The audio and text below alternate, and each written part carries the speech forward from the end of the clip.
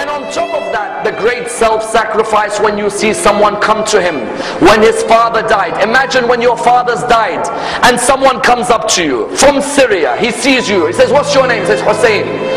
Son of who? He says, son of Ali ibn Abi Talib. He said, may Allah curse you and curse your father Ali. If someone talked like that to you, how would you reply back to him? May Allah curse you and your father. The guy's name was Asam ibn Mustalaq. Imam said, is the wind of this area hurting you? Or maybe you've had a disagreement with your wife. Is there a shelter for you to stay in? Or has no one provided you with clothing? Please come and stay in my house if you are a stranger in this area. Wallah, that person began to cry. He said, Aba Abdullah, I cursed your father in front of you. And this is the way you reply back to me by making your house available for you? He said, this is the family of Rasulullah and the way we treat people. People may come and curse us, but we come back with morals because our grandfather Rasulullah came to perfect the morals of mankind. And that's why I will never forget the greatest self-sacrifice before Karbala. Notice none of these stories have anything to do with Karbala.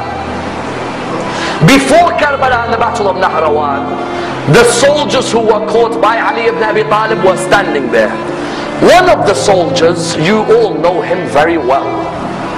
He was fighting Ali ibn Abi Talib on that day. He had some rope around his hands. It wasn't too tight, but it was around the hands. Imam al-Hussein was walking past. He saw that soldier.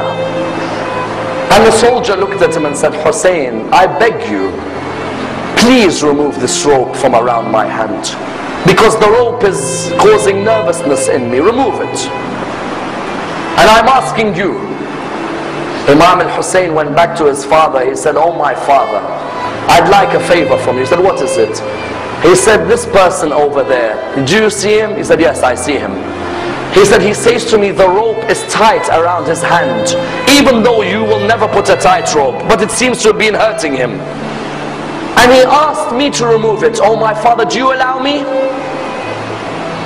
He looked at him and he said, Aba Abdullah, go ahead. Aba Abdullah, why do you want to answer this? He said, Father, when someone asks through me, how can I reject?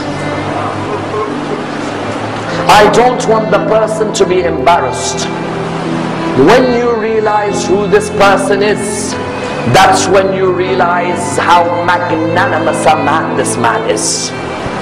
He went back to the person. He said, give me your hands. And he removed the ropes from the hands of Shimr bin Dil Jawshan.